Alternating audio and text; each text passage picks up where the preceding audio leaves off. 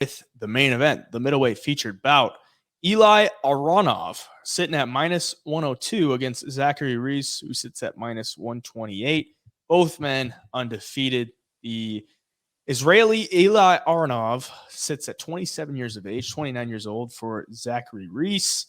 You can see the height difference there. Zachary Reese, pretty big dude, 6'3", 5'10" for Eli Aronov, he is built, absolutely built. The guy is a brick house. And if you look at their records, if we go through Zachary Reese's, I don't want to say he's been fighting trash cans, but I mean, he's been knocking dudes out or submitting them in the first round of every fight. I mean, all 5 of his wins come in the first round.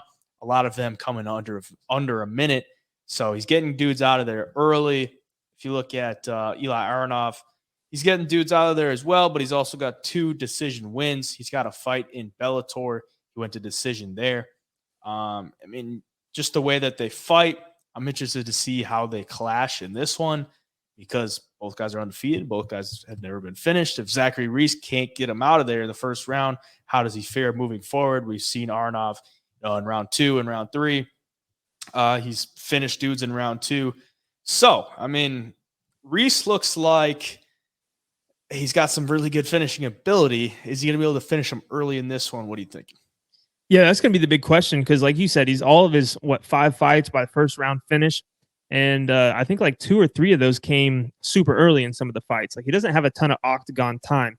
I think this is going to be your classic striker with Zachary Reese versus your grappler in Eli. And if Zachary Reese can't get it done in the first round, we really don't know what he's going to look like going past that point.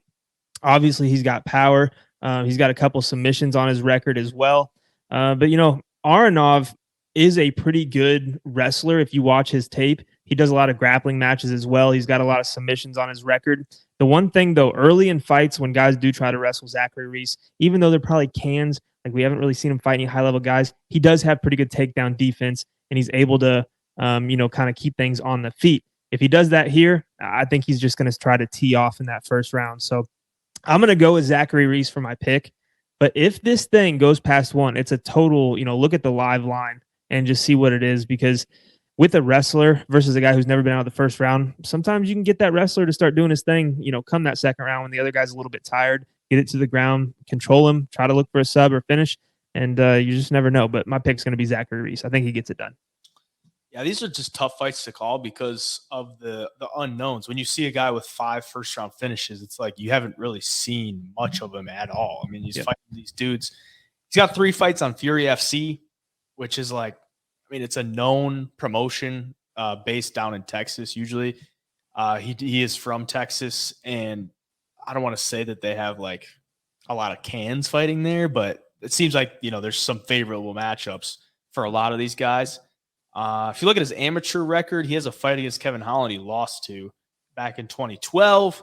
But overall, he looks like a really good athlete overall. And if he can, get Eli out of there early, I think he's got the ability to. Mm-hmm. But it just scares me. Like Eli, it seems like a pretty durable dude. And if he goes and he's able to have success with the wrestling, I don't know how Zachary Reese is going to be able to hold up with that. But, like we'll always say on the Contender series, you favor a guy that could, has good finishing ability. That's kind of what the Contender series is about. So I do think Zachary Reese is, a solid enough guy to be a favorite here. It's not too chalky. So I'll take it for the pick. But, as you said, as the fight goes on, got to keep an eye on it and, read some body language maybe. But if it goes further, Aronov's definitely going to have the more experience as it goes on.